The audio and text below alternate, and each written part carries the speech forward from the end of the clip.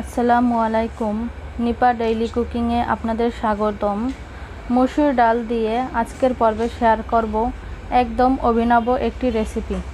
ডাল সাধারণত আমরা প্রত্যেকেই বাড়িতে রান্না করি, তবে প্রত্যেক দিন একঘেয়েমি ডাল খেতে ভালো লাগে না। তো মুখে স্বাদ বদল করতে এই রেসিপি তৈরি করে দেখতে পারেন। গরম গরম ভাতের সাথে এটি খেতে অনেক সুস্বাদু লাগে। আপনাদের যদি আমাদের চ্যানেলটি ভালো লাগে তবে লাইক, কমেন্ট, শেয়ার করুন আর চ্যানেলটি সাবস্ক্রাইব করে দেবেন। রান্নাটা করার জন্য এখানে আমি নিয়েছি 1 কাপ মসুর ডাল। প্রথমেই ডালটাকে খুব ভালো করে ধুয়ে নিতে হবে। ডালের মধ্যে কিন্তু প্রচুর নোংরা থাকে, তাই হাত দিয়ে ভালো করে ডলে ধুয়ে নিতে হবে। ভালো করে ধুয়ে ডালের পানি ঝরিয়ে নিতে হবে। এবার এখানে পানিটা ঝরিয়ে নিয়েছি, দিয়ে দিচ্ছি একটি ছেঁড়া কাঁচামরিচ, 2 কোয়া রসুন আর একদম ছোট সাইজের একটি পেঁয়াজ কুচি। দিয়ে দিচ্ছি 1/2 চামচ নুন, 1.5 কাপ দিয়ে দিচ্ছি পানি।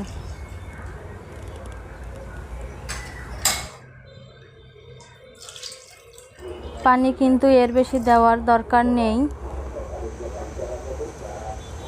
এবার কড়াইটাকে গ্যাসের উপর বসিয়ে গ্যাসের ফ্লেম একদম বাড়িয়ে ডালটাকে ফুটিয়ে নিব। ডাল ফুটে ওঠার সাথে সাথে দেখুন উপরে অনেক ফেনা ভেসে উঠেছে। এটা নোংরা, যতটা সম্ভব আমি ফেনাটাকে উপর থেকে ফেলে দিয়েছি। তারপর মিডিয়াম আঁচে এটাকে ঢেকে দিব 8 থেকে 10 মিনিটের জন্য। ডাল কিন্তু সেদ্ধ হতে এর বেশি সময় লাগে না, খুব সহজেই মসুর ডাল সেদ্ধ হয়ে যায়। তো মোটামুটি 10 মিনিট মিডিয়াম টু লো ফ্লেমে রেখে সেদ্ধ করে নিয়েছি। ভালো করে সেদ্ধ হয়ে গেছে আর পানি একটু নেই।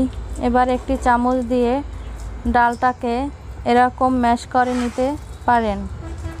ডালটা ম্যাশ করা হয়ে গেলে একটি অন্য প্লেটে নামিয়ে নেব। কড়াই বসিয়ে দিয়েছি, কড়াইতে দিয়ে দিচ্ছি সরিষার তেল। তেলটাকে ভালো করে গরম করে নিয়েছি। এবার এতে 2 শুকনো মরিচ দিয়ে দিব, বোটা সমেত। শুকনো মরিচটাকে ভেজে নিচ্ছি। বোটা ছাড়িয়ে নিলে মরিচের মধ্যে তেল ঢুকে যায়, তো বোটা সমেত শুকনো মরিচটাকে ভেজে নিতে হবে। মরিচ ভাজা হয়ে গেছে, তুলে নিচ্ছি। এই তেলটায় ফোড়ন দিচ্ছি 1/4 চা চামচ কালো জিরে আর 2 কোয়া রসুন কুচি করে নিয়েছিলাম, সেটা দিয়ে দিলাম।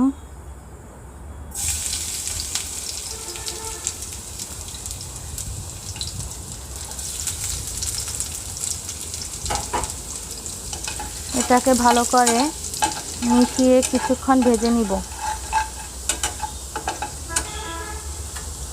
আর যাচ্ছে মাঝারি সাইজের একটা পেঁয়াজ কুচি।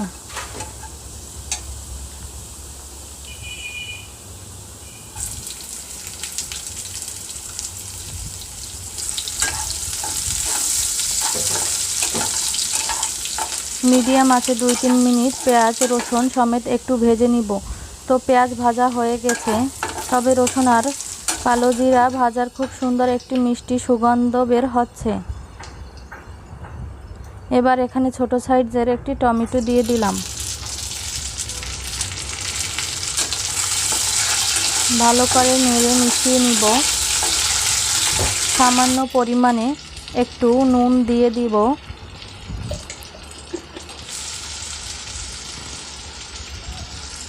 একটু নুন দিলে কিন্তু টমেটো তাড়াতাড়ি নরম হয়ে যায়।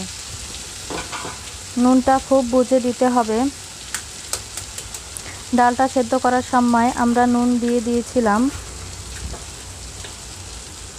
এবার একটি ডিম দিয়ে দিব।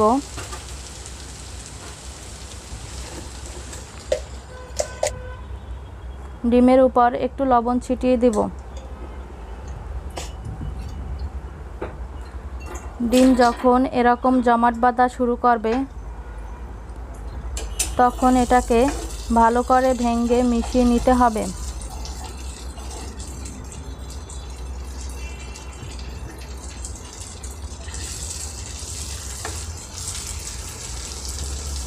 সব কিছু খুব ভালো করে ভাজা হয়ে গেছে।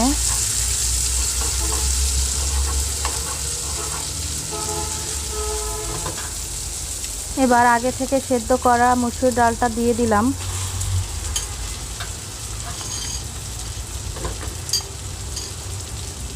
ডালটাকে ভালো করে ডিমের সঙ্গে মিশিয়ে নিচ্ছি।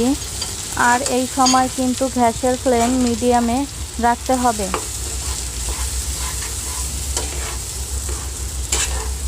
এবার হাফ টেবিল চামচ হলুদ গুঁড়া দিয়ে দিলাম।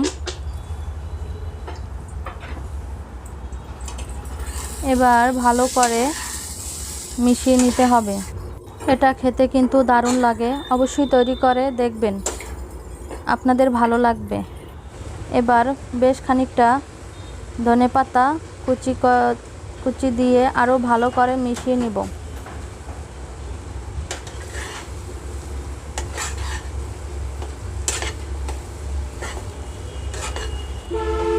এবার এখানে দিয়ে দেব যে 2টি শুকনো মরিচ ভেজে নিয়েছিলাম, সেখান থেকে একটি মরিচ হাত দিয়ে ভেঙে দিয়ে দিব।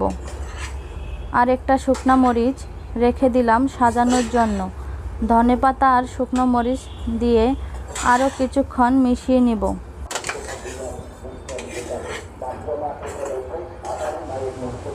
এবার একটি প্লেটে করে নামিয়ে নেব।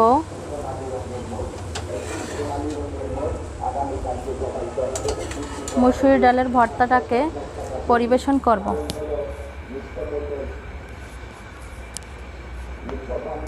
হয়ে গেল আমাদের সহজ পদ্ধতিতে মসুর ডালের ভর্তার রেসিপি।